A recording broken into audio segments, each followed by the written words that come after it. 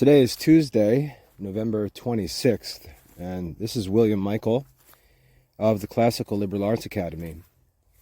Being home for the week for Thanksgiving break, I have some extra time to share some talks, and I'd like to take up some topics that will require a bit more time than I can normally afford.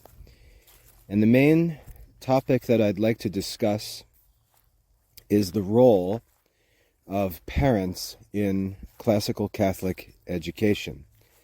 I'd like to get into some real details about how parents who have goodwill, parents who don't necessarily have a great education, don't necessarily know much about classical studies, can nevertheless provide their children with an education that many throughout history would have died for. I'd like to go through this in detail. I'd like to explain principles. I'd like to talk about practical details and actual means of doing these things. And I've got an idea in my head of what I'd like to go through, and I'm not sure how long it's going to take. So what I'll probably do is get started in this talk and just ease my way through the content and stop after an hour and then take up a few more talks depending on how long it takes. I really have no idea. I may be able to get through it in less time. I may end up running into topics along the way that I'd like to tease out a little more and take some more time. This isn't a prepared talk, so I'm going to try and be as orderly and efficient as possible, but I would like this to be pretty exhaustive and helpful for parents. So again, the topic is going to be the role that parents play in classical Catholic education. First of all, as parents, we've got to locate ourselves in time. Cicero famously said that if a man doesn't know what happened before he was born, he remains forever a child. If a man doesn't know what happened before he was born, he remains forever a child. We've got to know where we are in history. We've got to understand where we are so that we can understand what we should do where we are. I just had a talk late last night about this with my daughter Mary, who's interested in investing in stocks, and it turned into a good discussion about what allows us to make predictions about the future, and how that's been an obsession of the human race from the beginning. But for us to understand what the future holds, we have to understand where we stand in history. And the reason why this is important is because education is, generally speaking, a work of preparing for the future. And in order to prepare well for the future, we've got to know where we are in this progress of human experience, or this timeline of human history, of cultural development, even of salvation history. So it's important to identify our place in time. We live in the 21st century where society is very different from what it was in the past, at least formally. Practically, I don't think it's as different as many people imagine it is. But formally, our systems of government are different, our economies function differently, and technology, at least in its present state, has given us access to resources and tools that people in our circumstances in the past, that is Catholic parents of all different socioeconomic circumstances never would have had access to. We have access to resources and tools that Catholics in the past, especially laymen and laywomen, parents of children, working class parents of children, never would have had access to. And we've got to think about how these resources ought to be used. I'm sorry, there's a private plane flying over my head right now. But we've got to think about the technology that's available to us, the resources and tools that are available to us, and think really carefully, how ought we to use these things? How ought we to use these things? These are a part of God's providence in our generation. And as I said, we've got access to tools and resources, to communications and so on, that have never existed in history. Living in this generation, it's difficult for us to really appreciate that. It's difficult for us because we take things for granted. We take text messaging our children for granted. We take getting an email confirmation in 10 seconds for granted. We take phone calls and video chats for granted.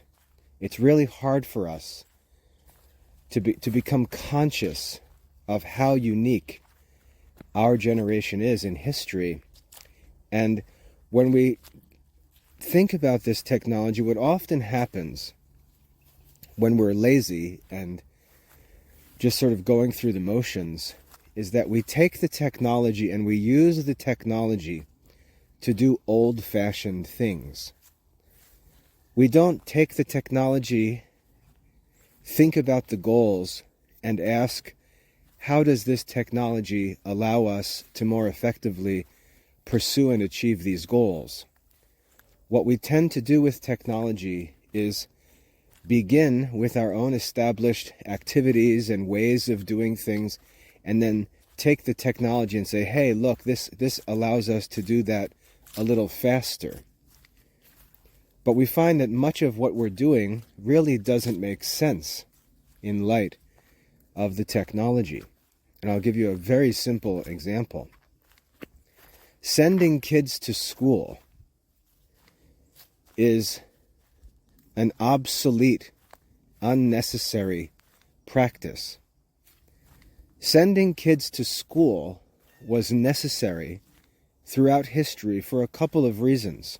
First of all, most of the parents, most people, had no formal education. And so they weren't equipped to provide children with a formal education. They weren't educated in the sense that they didn't have a systematic knowledge of different subjects. And in addition to that, they didn't have the leisure to teach their children. They didn't have the leisure to sit around reading books, talking about things, working on activities, exercises, and so on, because they had to work. Working people through history had to work from sunrise to sunset, and really just to procure their necessities. So there was no time to teach children at home. The parents normally didn't have the formal education necessary to teach their children at home, and they didn't have the resources. They didn't have electric lights. They couldn't sit up at night and study together. They didn't have access to books or printed study materials, and if they did, they would be very expensive, and you could only obtain very few. So our access to information was not present throughout most of history. And so schooling was necessary. There could be one person, there could be one young lady or one young man in the area who could serve in the role of teacher and cover the content of education from just a handful of books for grades 1 through 8, to use modern terms. And then that was usually the end of the available education. It's why we often hear older generations talking about having an 8th grade education. That's when education ended practically for most people, and they got to work as they hit puberty, started to develop adult strength, and could work.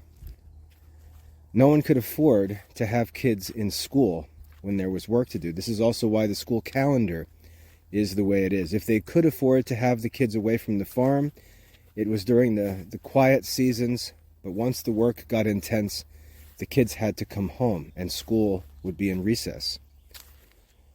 But in 2024, schools are no longer necessary for a number of reasons.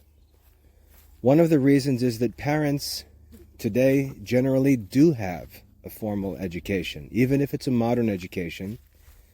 Many parents have college degrees. My sister-in-law is a stay-at-home mother with 2 children, and she has a medical degree. But she's a stay-at-home mother who plans to homeschool. In modern society, many men and women, many parents do have formal education. And they're capable, therefore, of providing their kids with an education through their high school years. Resources are not only affordable, but relatively free. The resources that need to be studied cost almost nothing thanks to digital technology. So we can have access to incredible libraries worth of information, of textbooks and study materials and resources, really for no cost at all. It's available to us freely. And again, if we think about this in terms of God's providence, it's really an amazing blessing that's been given to us. We have access to resources, as I said before, that people in the past would have died for. And it's hard for us to appreciate that, because once it becomes easily accessible, we treat it as if it's not valuable. It's not dear to us anymore. And that's a fault of our own. So we do have formal education. Even parents who didn't go to college still have high school education. They've been through formal schooling themselves. They have access to endless supplies of information for study and teaching. They have communications resources that allow them to access the teaching of good teachers, of wise men and women all over the world from the comfort of their own home. You don't get stuck with whoever your local school teachers have to be. You can go and seek out the best teachers, the teachers that you trust the most. Opportunities that really make sending the children to school unnecessary today. Especially when we realize that at the schools, this is all that the kids are doing. They're using materials that are available to them at home. The real reason why schooling has continued is because of the child care service that it provides. It's basically daycare. It allows parents to go and work, and especially parents who want a luxurious, comfortable, suburban American life. It allows them to pursue that by having multiple incomes in the house, and the kids are just sent away to school. But there's no need for learning to take place at school. That's really not what schools are for anymore. And so this brings us to the question of whether we should educate the children at home. We can give the children the same education that's available to them in any public or private school at home. Now, we may not know how to do that. We may need to learn how to do that. Many parents just think making the decision to homeschool is sort of the end of the process. But no, we have to know how to do that effectively, and that's what I'd like to talk about in detail. But there's really not much of a controversy in 2024 when it comes to choosing to educate the children ourselves or send them to school. It's especially true when we consider the costs. If we're going to send the children to a private school and spend thousands and thousands and thousands of dollars and have to do all kinds of running around and spend other money for other supplies and things that are needed, to ask the question, what net effect is this actually bringing to our family that we couldn't have accomplished through homeschooling? There really is no answer for that. Some will say, oh, well, the kids won't have any friends.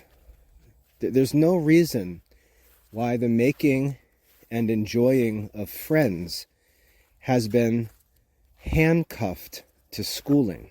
In fact, schooling should not be responsible for giving children a social life or giving them access to relationships. There's no reason why that connection is made. In fact, when I went to school, most of the time my teachers were yelling at me to stop talking to my friends, and time spent with my friends got me in trouble at school. So it's really not true that you need to go to school to make friends. There are many other better ways to pursue friends for our children. But again, we have to be more thoughtful.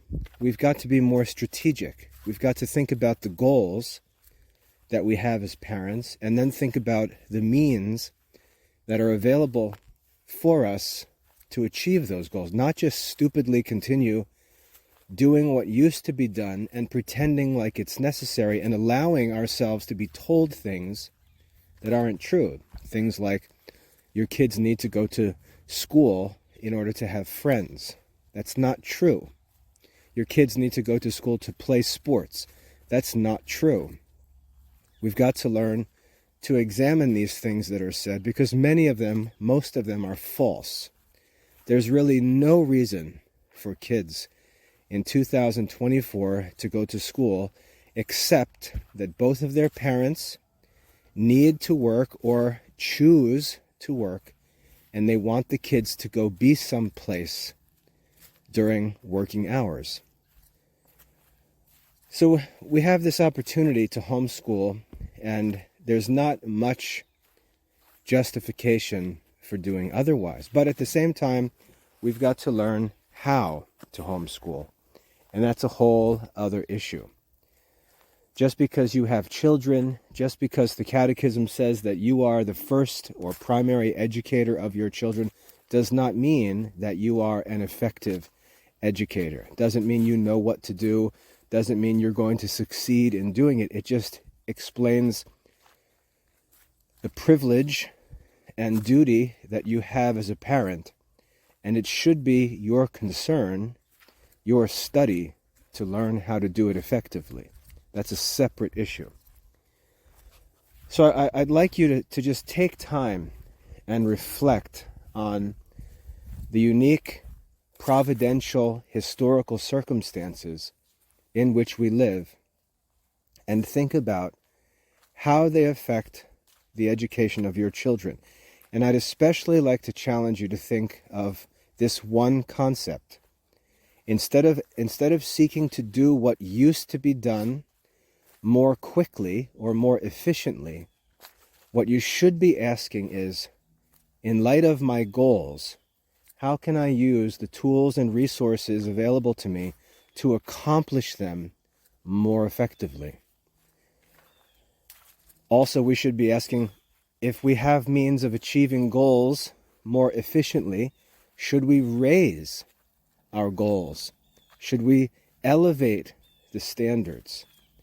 Or are we pursuing standards that in our generation really make no sense? And I'll give you an example.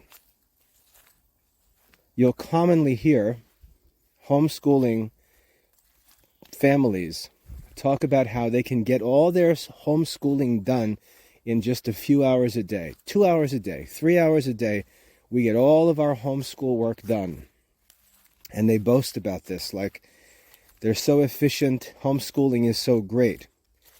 But if you would stop these people, because they're rarely ever questioned, if you would stop them and say, can you explain to me what goals you're actually pursuing that you are able to accomplish in 2 or 3 hours a day?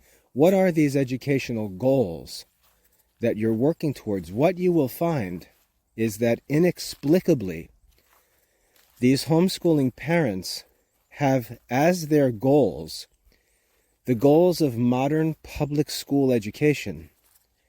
And so we send kids to public schools, and they're there from, let's say, 8 o'clock in the morning to 3 or 4 o'clock in the afternoon. So they're there 7 hours.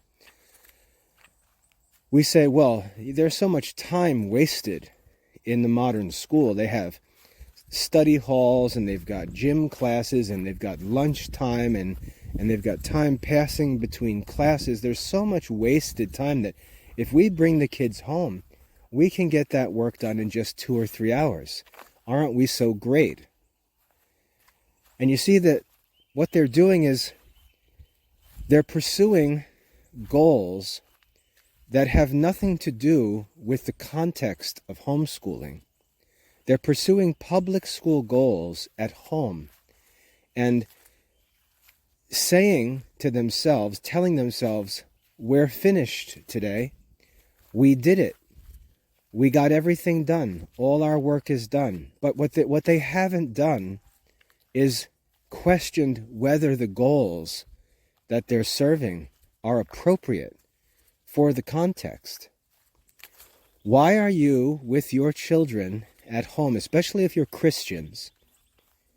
Why are you serving modern public school goals at home? Why are you pretending that the goals established by public schooling, which is really a welfare service intended for the poor, why are you pretending that the minimum legal educational requirements of public schooling are the appropriate goals for your children's private education? It makes no sense. And that's a good example of failing in our own unique circumstances with all of the resources and tools and opportunities available to us in God's providence, failing to ask what the goals should be, but rather just doing old, outdated things more efficiently, which really doesn't make any sense. So I'd like to challenge you to ask, what should the goals of Christian education be? And I can recommend a talk I did recently. I gave a talk just a few days ago titled 21 Reasons for Classical Studies. 21 reasons. And I recommend you go and find that video, or go on the Academy website and find it, because I think I typed out the list. The 21 goals of classical Catholic education, and realize that historically, before public schooling was invented as a welfare service in America to serve the poor who didn't have any educational opportunities, before public schooling was established, which modern Christians now pretend is somehow timeless, before that, education was concerned with the classical liberal arts, classical philosophy, theology, the humanities, and so on. And so I recommend you go find that talk, the 21 Reasons for Classical Catholic Education. And they'll give you some, not just some, many suggestions as to what the goals for education should be. So when we consider homeschooling, we need to significantly raise the bar. Because what the public schools do has absolutely nothing to do with private education. We are not asking what's the minimum education that's required. we should be asking, what is the necessary education that's required for our children to know and be able to do all of the things that Christian children should know and be able to do? That's a very different question, and throughout history you'll see that the goals of education were very different from those that are talked about by these homeschool parents who talk about getting their homeschooling done in 2 or 3 hours a day. That's their own problem. But we can't allow that nonsense to distract us from historical goals, real principled goals, philosophical and theological goals for Christian education. So again, I challenge you to not only think of how you can use technology to accomplish your goals, but really examine the goals themselves and ask, are these goals that would be listed as the goals of education by saints and wise men of the past, or are we just way off track? Way off track, because we are. So anyway, that's the first thing. Consider our place in history. Consider providentially the opportunities, the advantages, the benefits, the resources that we have, and ask what we should do, how we should do it, given these things. That's the first thing. Secondly, as parents, you've got to realize that the fact that you have maybe succeeded in finding a spouse, finding the faith, finding the church, practicing the Christian faith, finding a career, being able to provide for your family, all of the benefits that you have as an individual are not necessarily shared by your children. Things that you enjoyed as a child, your child won't enjoy them unless you provide them.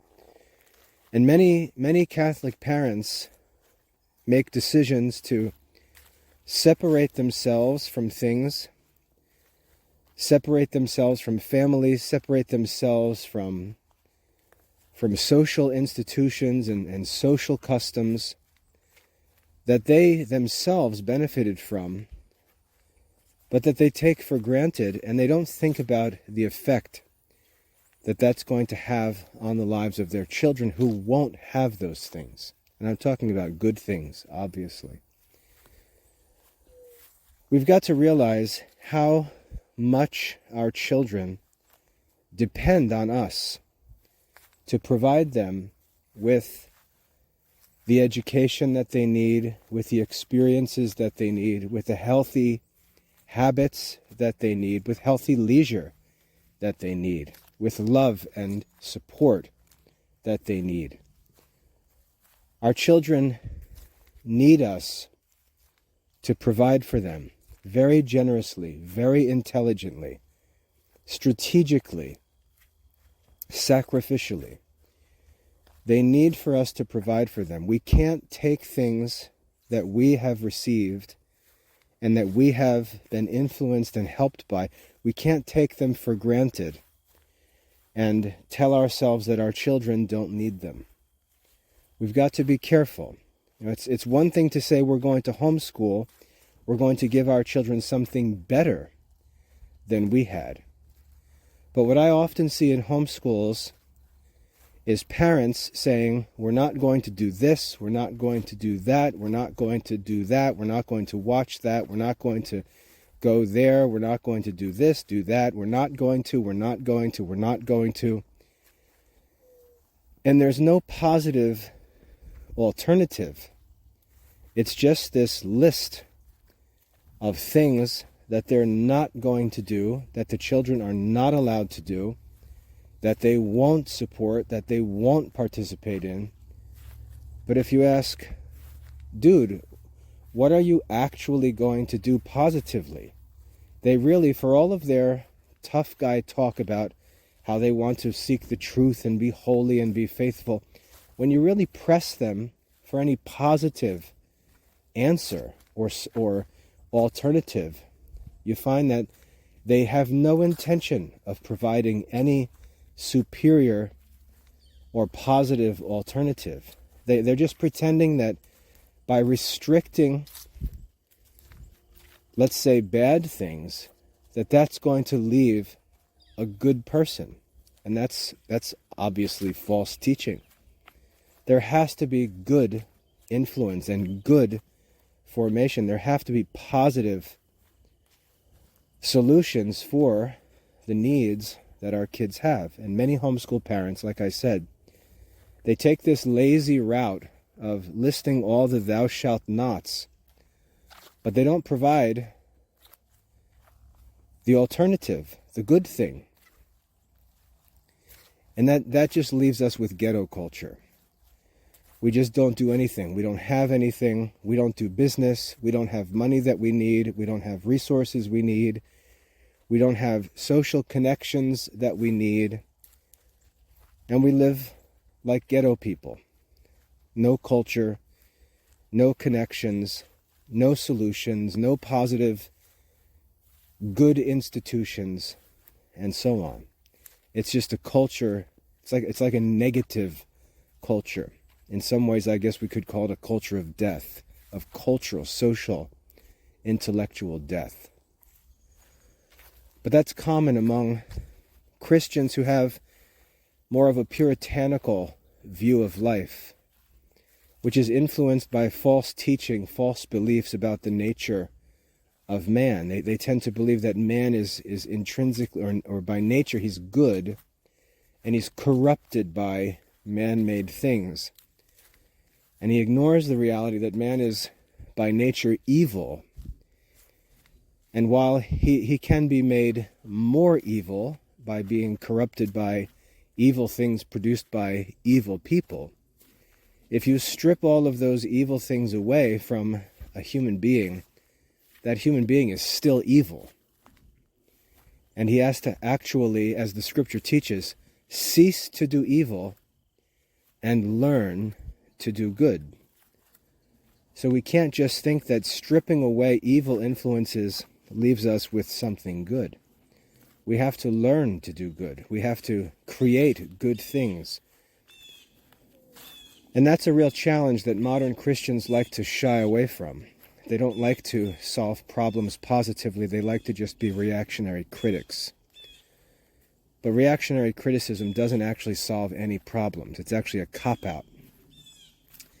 So we've got to be sensitive to the fact that our children really depend on us to provide for them positively, to provide them with study materials that are the best study materials, support and help in their studies that's really effective, good support and help. They've got to have assessments that challenge them to study. Don't allow them to cheat. Don't allow them to fudge their way through things. Don't give them meaningless grades. No participation trophies. They've got to have challenging assessments in their education that really push them to study and help them to study and reward them and give them cause for celebrating virtuous activity, virtuous habits. And that's no easy feat. We've got to realize how much our children depend on us, and we've got to provide for them. We've got to learn how to do that. Not think that shielding them from bad things is to fulfill our parental duties. Our children, to continue on this topic of the role of parents, they need to be provided with an environment that's conducive to learning and Christian culture. They've got to be provided with a culture, with an environment, that's conducive to Christian culture. I often receive contacts from parents asking for help. And as we talk about their circumstances, it becomes clear that the expectations that the parents have and the circumstances that they have don't agree. You know the saying, you have a taste for wine, but a purse for beer. You can talk about high standards, you can talk about the fine things of life, you can talk about noble and lofty things, but actually fulfilling them, actually possessing them, takes a lot more than idle talk. And the kind of work that needs to be done to provide an environment that's conducive to study, the kind of work that needs to be done is work that many modern Christians, most modern Christians, don't like to do. And I'd like to challenge you with a principle from Christ's life. This is really challenging, especially for fathers, because many fathers who are interested in religion, who are interested in Christian culture, tell themselves that the way to give their children Christian education and Christian culture is to stick around the house. They tell themselves that the way to give their kids Christian culture and Christian education is to be with their kids and be always talking about Christian culture, talking about Christian education, basically carrying their children through Christian education. And they like that idea. They like that idea of being home. They like that idea of being in the house where they're the boss. They like being in this environment where they're always a few steps from the kitchen.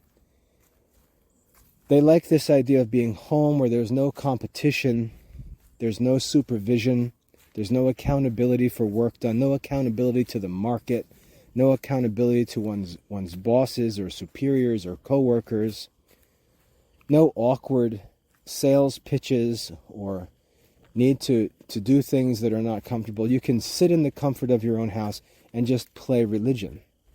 And many Christian men have this view of Christian culture.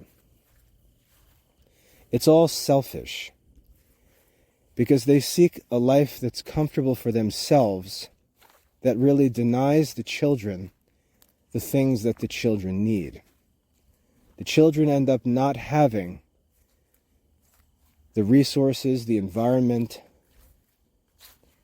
the tools and supplies that they need, because their fathers won't work to earn and provide sufficiently for their real-world needs. And we live in a cash-based society, so any man who scoffs at cash or the importance of cash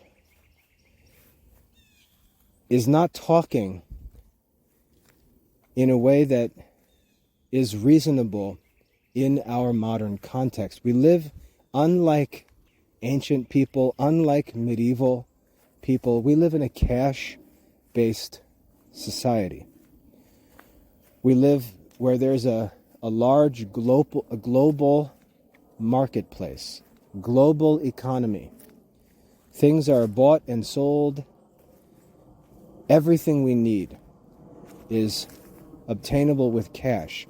We don't live in a local medieval village where you have neighbors that produce all of the supplies and you simply share things. We don't live in that kind of a culture. And people can talk about that, just talking stupid and irresponsibly, but that's not how our culture works. We live in a cash-based, high-tech, modern, capitalistic market economy. And we have no choice but to compete in it and work for cash, because our wives and children, and I'm talking to men here, our wives and children need lots of cash. That's not materialistic. That's not the love of money. Remember, when Paul wrote of the love of money, he was talking in a society that wasn't cash-oriented. In our society, we need cash, and we need lots of cash. I talk to my sons about this all the time. You can go get a job, and you can go make a few $100 a week and say, man, like I'm doing really well. You know, I have no debt, They love to brag about how they have no debt. And they have enough money to provide for themselves. They can have a car, they can afford their clothes, maybe a place to live, share an apartment, even share a house with someone. They have enough money to provide for themselves, and they imagine that they're doing pretty well. But that's not the kind of money that's needed to be the head of a household. That's not the kind of money that's needed to be a husband and a father, where you take upon yourself voluntarily, you take upon yourself all of the needs of a wife and children. A family needs a lot of cash, especially when we get these Christian men talking about how they love this idea of having a big family. That means multiplying expenses, multiplying costs. You need a bigger house, you need a bigger car, you need more clothes, you need more Christmas presents, you need more food, you need more shoes. Underwear is going to cost hundreds and hundreds of dollars. All of this big family talk is very rarely followed by big cash talk. And what fathers need to do is realize that their children and their wives especially, they need cash to do things. And if cash is provided, many of the problems of the Christian life go away. And I know that may sound crazy to say that, but it's true. And in order to provide our kids with an environment that's conducive to study, there's just no way around it. Fathers have to work to make that environment available to their children. You can't live in a one-bedroom apartment with 4 kids and say, yeah, we're going to homeschool. We're going to homeschool here on Main Street with cop cars flying by and all kinds of traffic noise outside, neighbors coming in and out of the building. Yeah, we're going to homeschool in this environment. I don't think that's responsible. I don't think it's realistic. It's going to cost a lot more than that to provide an environment that's conducive to Christian learning and culture. There's no question that you could live there as a Christian. I could live in a one-bedroom apartment as a Christian and be perfectly comfortable. It wouldn't matter if there was noise and neighbors all around and things like that. But we're talking about education. We're talking about the needs of children. And even more importantly, I would say, the needs of a wife who is likely going to be pregnant, nursing, responsible to take care of infants. She's going to have kids that are crying at times. And as a father, you've got to ask, am I working in a way, to a degree, that's taking responsibility to provide for the needs of a wife and children? Am I providing an environment? Am I providing circumstances that are going to support and make learning and culture possible, not for myself as a grown man, but for my wife and for my children? And I know that's hard, tough advice, but it's reality. Men will learn, and again, I don't care that this is controversial because it's true. Men will learn that your children really don't need you as much as you think they do.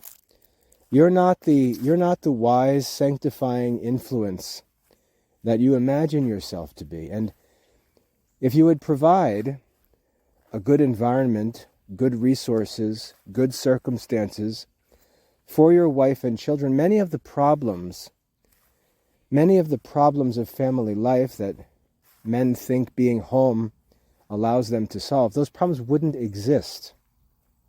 I challenge you to think about that and tell me if I'm wrong.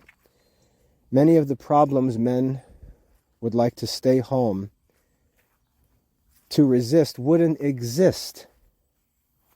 I'll give you an example. I don't like guns. I don't think guns should be held in residential areas. I don't think guns should be held in houses. It's one thing to say that there should be a militia. If we're talking about American culture, the Second Amendment, I do believe that there should be the opportunity for citizens to take up arms. But I don't believe that that means that men should collect guns and there should be guns in the houses and things like that. I don't think that that follows from the Second Amendment. And again, you can disagree with that, but you'll have to defend your position and ask whether that's what the Founding Fathers were actually talking about, this sort of hobby hunting or hobby shooting, rather than a well-regulated militia that was local with its own storage of arms. And men will argue with me about this and say, what if somebody breaks in our house and we're going to steal our stuff and we're home with our wives and kids? We're not going to protect them. We're just going to let them all get killed. And my question when men say that is, where in the world do you live that you're in danger of men breaking into your house to steal your appliances? Where do you live? I just don't understand what sort of environment you've provided for your wife and children where your neighbors are the kind of people who are breaking into each other's houses. That sounds like a ghetto community. That doesn't sound like a nice neighborhood where a Christian family lives. I grew up in central New Jersey. I don't think the door of our house was ever locked. There was never any threat of crime or danger. We lived in a nice neighborhood. And when I say nice, I don't mean expensive or luxurious. I mean it was a friendly neighborhood with good people. And my parents made sure we lived in a good neighborhood.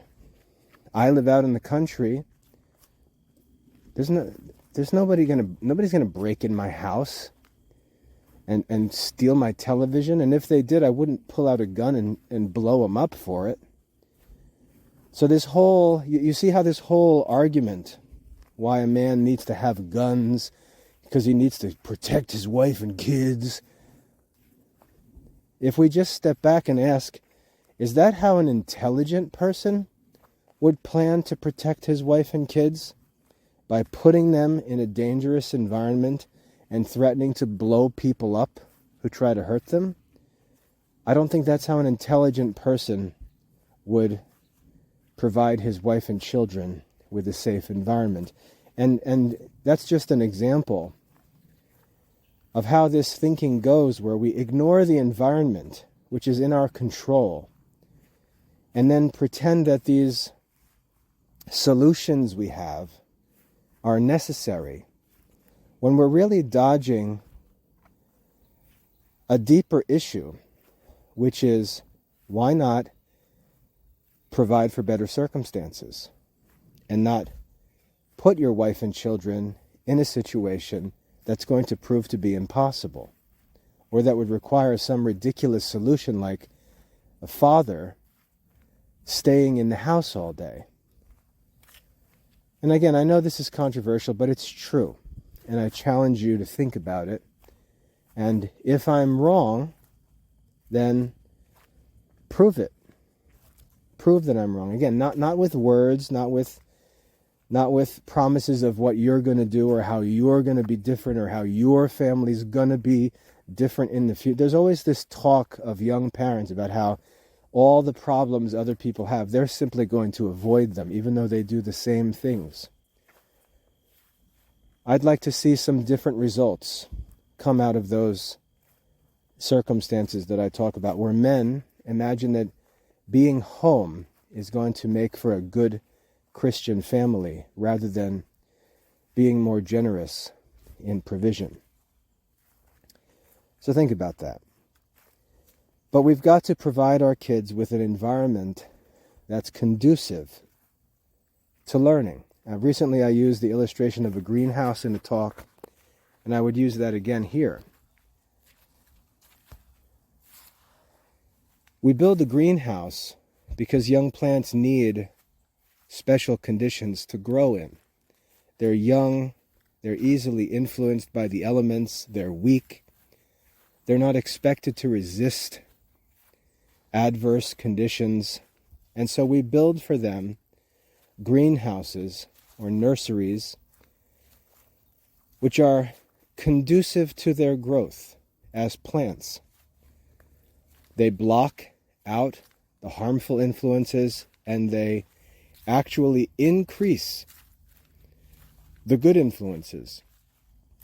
That's what greenhouses are designed to do.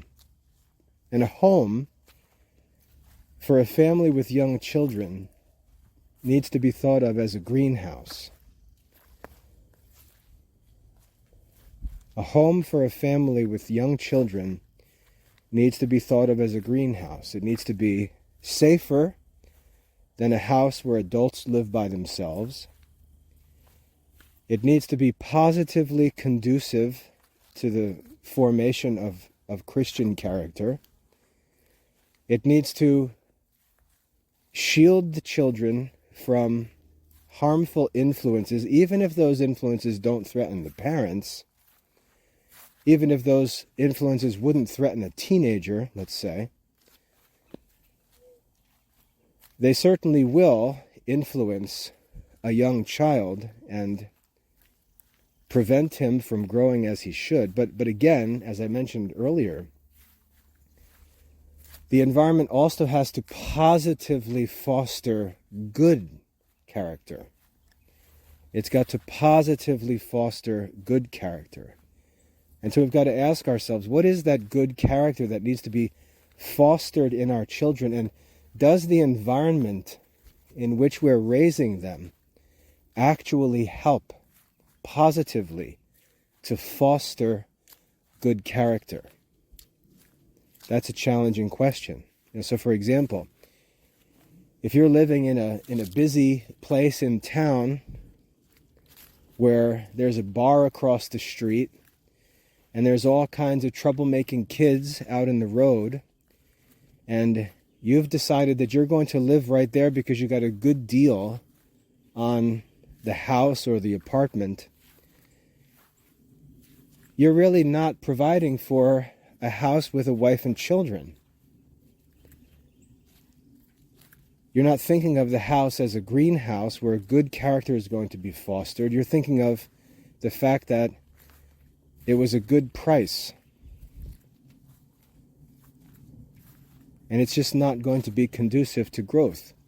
Whereas a home in a good neighborhood where the actual design of the home is designed for good family life. The design of the home itself is actually conducive to good family life. The home itself, the environment itself, will help to foster good culture. What do I mean by that? Well, there's a place for the family to eat together. There's a place for the family to have daily prayer together. There's a place for the family to study. There's a place where the kids can study where it's quiet and separated from other busy areas of the house. There's a place where toddlers can be allowed to play or sleep while the other children do their schoolwork or play. There's a place for the kids to play outside that's safe, where they're not bothering other neighbors or being influenced by other people who they shouldn't be influenced by. Remember, it's a greenhouse. These are young plants. They're not evangelists. They're not missionaries. It's not their responsibility to go into the world and make disciples. They themselves are the disciples. And so there are practical considerations about the environment and whether it's actually designed to help parents raise Christian children. For us, again, in my situation, we live out in the country. We have not a large or fancy home at all. It's actually quite small in modern standards. But out in the country, it's healthy. The place is safe. We live in North Carolina where the weather is beautiful almost all year round. The kids can be outside year round. They can play outside. We have gardens. We've done farm work where the kids can work. They can grow up and understand principles of justice. They live under the influence of the natural world, which teaches them virtue. They learn about animals and plants and how things work. The environment in which we live fosters good culture in the children. Now, my children growing up often kicked against that. They often complained about it. They wished that they could go to school instead of being homeschooled. They wished they didn't live out here in the country, a bunch of rednecks around. They wish they lived in a nicer place like Charlotte where it's pretty and everything is new and fancy. They said those things when they were kids. But now that they're adults, those who have become adults, now that they're adults, they look back and tell me about all of the advantages that growing up in our environment provided them with as they enter into their adult life.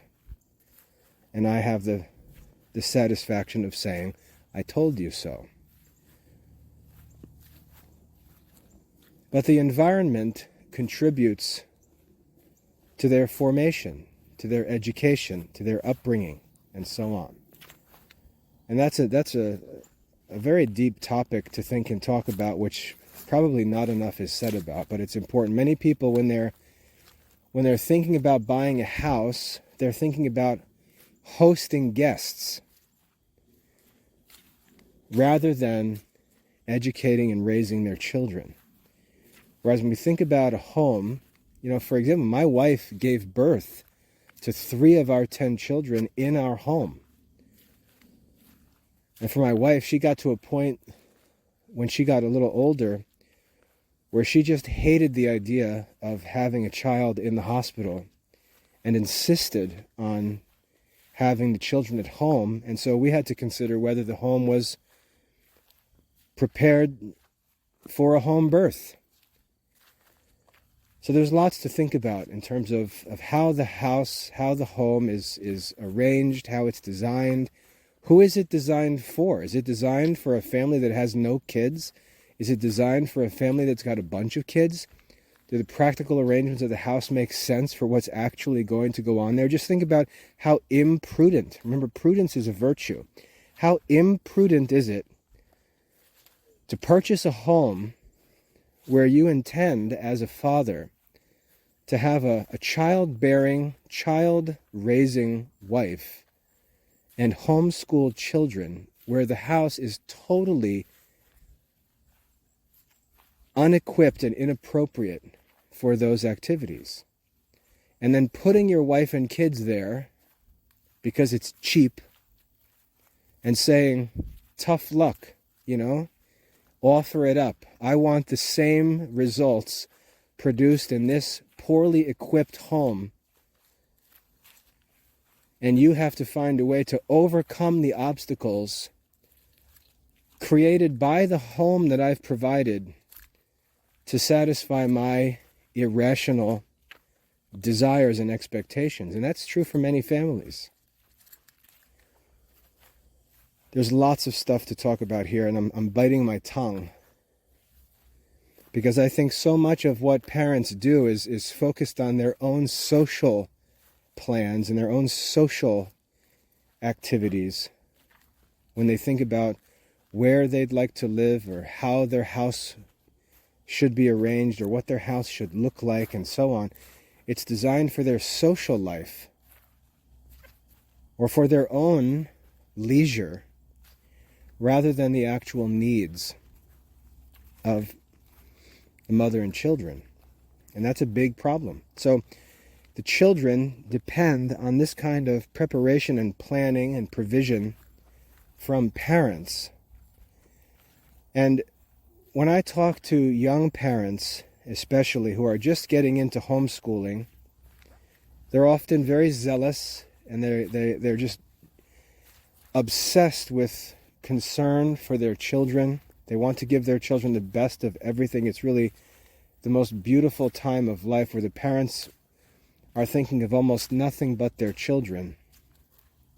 But when we start to talk about practical measures that need to be taken, and they begin to realize that all of this lofty talk about what they would like to do, when it's joined to the practical measures that are necessary to actually do that work, they really have no interest in it. Everyone would love to have well-educated children if they could just play video games all day and the outcome would be well-educated children. The problem is that to have these noble things that we desire, it takes heroic work. It takes real Christian sacrifice. And that sacrifice and that work is not something you do one day. You get your spirits up and then you sort of put in one good work day. That's not how it works. It's committing to an entire life.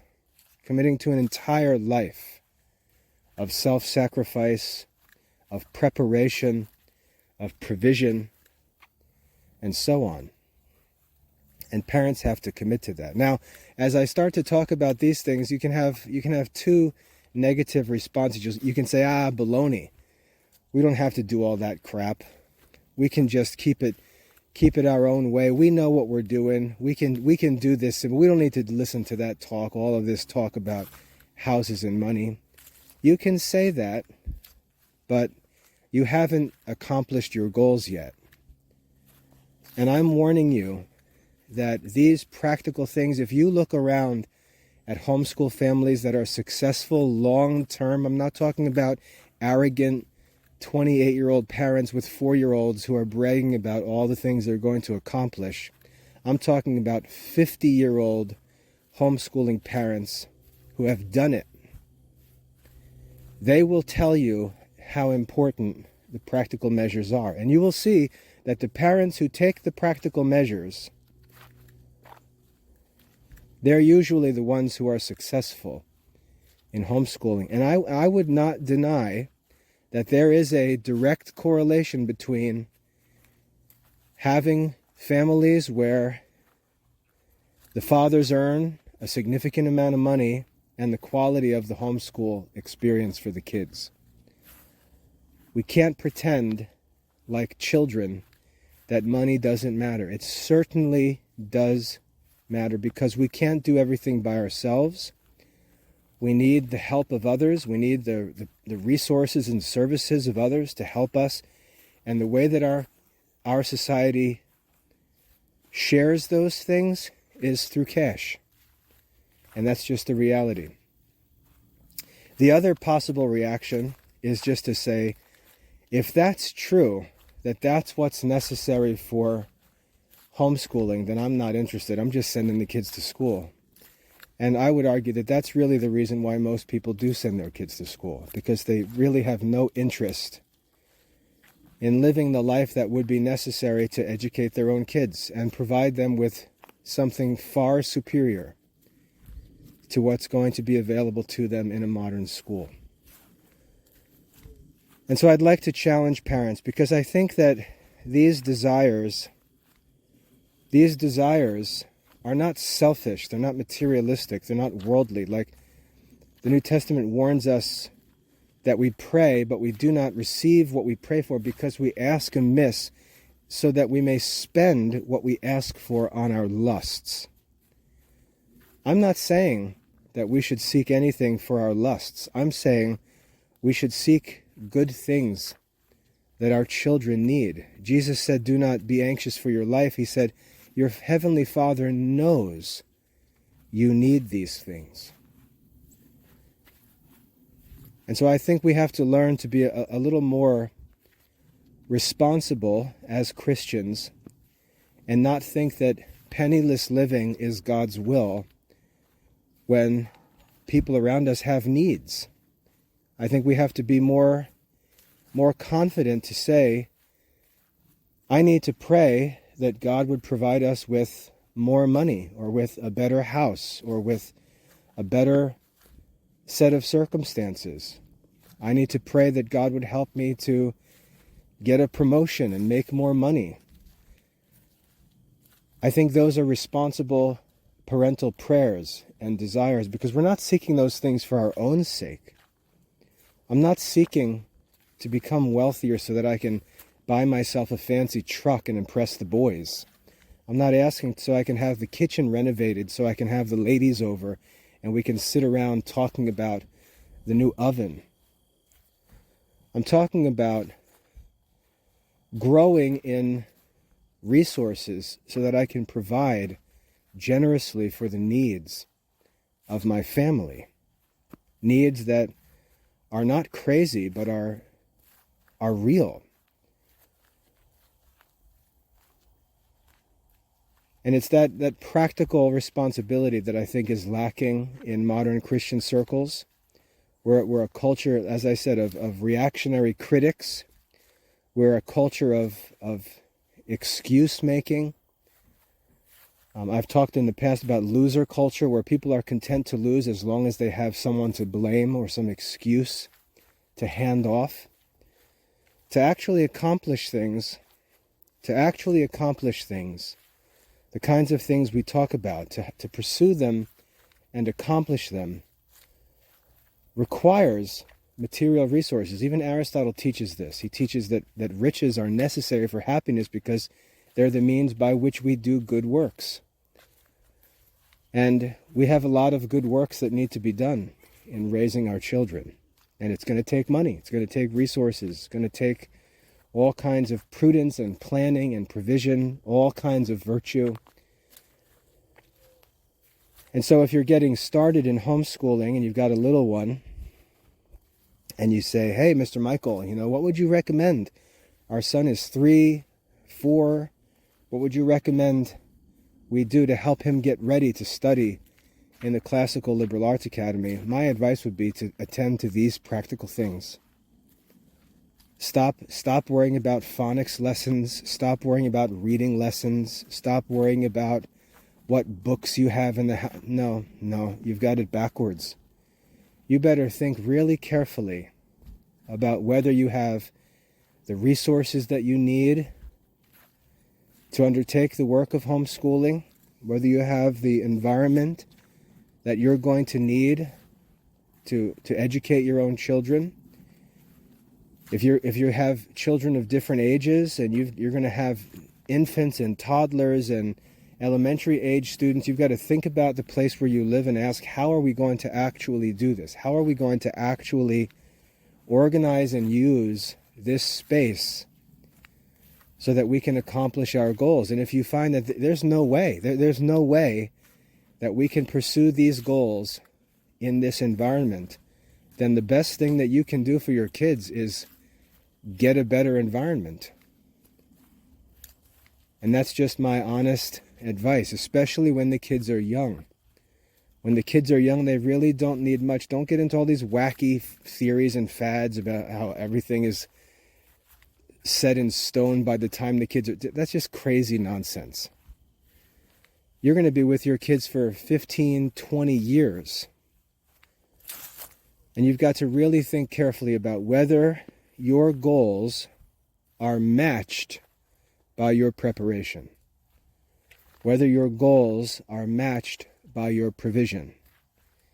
And if they're not, then you either need to humble yourself and adjust your goals so that they do come into agreement with your preparation and provision, or you're just going to exasperate your children by treating them the way Pharaoh treated the Hebrews and demanding of them that they produce the same amount of bricks as others produced when they were denied the supplies to produce them.